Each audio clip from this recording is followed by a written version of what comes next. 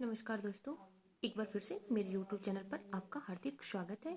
आज की रचना है रेखा चित्र, जिसके लेखक हैं रामबृछ बेनपुरी और इसका शीर्षक है बाल गोविंद भगत।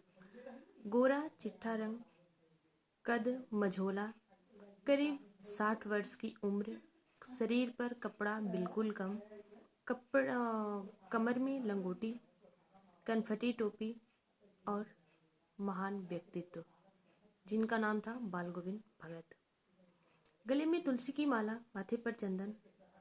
पत्नी का तो कुछ अता पता नहीं, उनके घर में सिर्फ एक उनका बेटा और एक बहू, यही उनका पूरा संसार था। खेती बाड़ी की भी कमी नहीं थी और वे कबीर को अपना साहब मानते थे। न किसी से झगड़ा, न किसी से दुश्मनी, यहाँ तक कि वे शौच के लिए भी अपने ही खेत में जाते थे। खेत में जो भी अन्न होता था उसे काट कर लाते थे तो सबसे पहले कबीर के मठ पर चढ़ाते थे और उसमें से थोड़ा सा अन्न प्रसाद के रूप में अपने घर लेकर आते थे। उनकी कंठ में सरस्वती विराजमान थी। जब वे भोर के समय में कबीर के पदों को गाते थे तो उनकी आवाज़ सुनकर गांव की औरतें, बच्चे, बूढ़े उनकी पदों को सुनकर थिरक उठते थे। गांव से लगभग 2 मील दूर एक नदी थी, जहां पर वे हर रोज सुबह में स्नान करने के लिए जाते थे और वहां से लौटते ही वहीं नदी के एक ऊंचे स्थान पर बैठकर कीर्तन भजन करते थे। फिर आते थे घर पे, हर रोज की तरह अपना कार्य करते थे। लेकिन एक उनके जीवन में ऐसी घटना हुई जिसे सुनकर गांव के लोगों के पैर तले जमीन खिसक गई। आखिर ऐसा क्या था बाल गोविंद भगत के जीवन की घटना, आइए उसको हम विस्तार पूर्वक वर्णन करते हैं। बाल गोविंद भगत का इकलौता बेटा कुछ सुस्त, कुछ बोदा सा था, पर बहू बहुत ही सुशील पतिव्रता थी, मानो धरती सी सहनशील। अचानक एक दिन गांव के लोगों को पता चला कि बाल गोविंद भगत का बेटा मर गया है। गांव में हलचल मच गई। उनके दरवाजे पर भीड़ इकट्ठा हो गई। सभी लोग एकत्रित हो गए, लेकिन जब सभी लोग घर के अंदर गए, आंगन में प्रवेश किए, तो वहां पर जो देखा, वहां पर लोगों के पैरों तले जमीन खिसक गई थी। आखिर ऐसा क्या हुआ था? जो लोगों ने देखा उसका वर्णन करना बहुत ही कठिन है।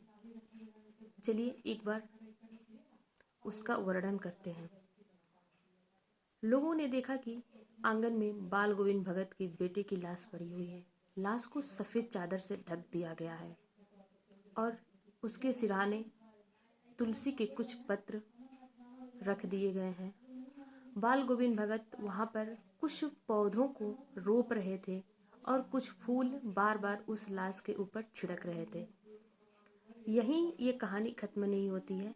बाल गोविंद भगत की आंखों में बिल्कुल आंसू नहीं था और न ही कोई रोने की आवाज़ थी। लोगों ने देखा कि वह कबीर के पदों को गाए जा रहे हैं उसी सुर में जैसे रोज गाते थे और हाथ में खजड़ी लेकर के मग्न है। उनको ऐसा एहसास ही नहीं है कि शायद मेरे बेटे की मृत्यु हो गई है। वहीं पर बहू दहाड़े मार मार करके रो रही थी। लोग उसे चुप करवाने के लिए जाते थे, लेकिन बाल गोविंद भगत अपनी पदों की उमंग में मग्न थे। भी बीच में गाते गाते कभी नाच उठते थे और कभी कभी तो वे थिरक भी जाते थे। लोगों को समझ में नहीं आता था कि बेटे की मृत्यु हो गई है और बाल गोविंद भगत इतनी खुश क्यों हैं, क्यों नाच रहे हैं। तो बाल गोविंद भगत बहू को भी बार बार समझाते थे कि तुम रो मत, यह समय उत्सव करने का है, क्योंकि बिरहेड़ी आत्मा परमात्मा से मिल गई है। यह बात सुन करके सारे लोग दंग हो गए, लेकिन बाल गोविंद भगत पर कोई असर नहीं पड़ा। वे कह रहे थे कि मेरा बेटा बहुत सालों से बीमार था, कुछ सुस्त सा था, उतना चंचल भी नहीं था। इस स्थिति में अगर वह मर भी गया तो मुझे कोई फर्क नहीं पड़ता, क्योंकि उसकी आत्मा बहुत सालों से परमात्मा से मिलने के लिए तड़प रही थी। यहीं तक नहीं, बाल गोविंद भगत उन सारी परंपराओं को तोड़कर जब बेटी को अग्नि देने की बात हुई तो उन्होंने स्वयं अग्नि न देकर अपने बहू से अग्नि दिलाई। सोचिए उस समय की बात जहाँ पर पर्दा प्रथा था, विधवाओं को किसी के सामने नहीं रखा जाता था। विधवाओं को अगर पति की मृत्यु हो जाती थी तो सती प्रथा का प्रचलन था, लेकिन उस समय बाल गोविंद भगत ने सारी परंपराओं को तोड़ते हुए बेटे की मृत्यु के बाद अग्नि अपनी बहू से दिलवाया। यहीं तक नहीं, उसने अपनी बहू के भाई को बुलवाया और कहा कि तुम इसे अपने साथ लेकर के जाओ और इसका दूसरा विवाह कर देना, और उसे आदेश दिया कि तुम दूसरा विवाह करके अपनी गृहस्थ जीवन को व्यतीत करोगे।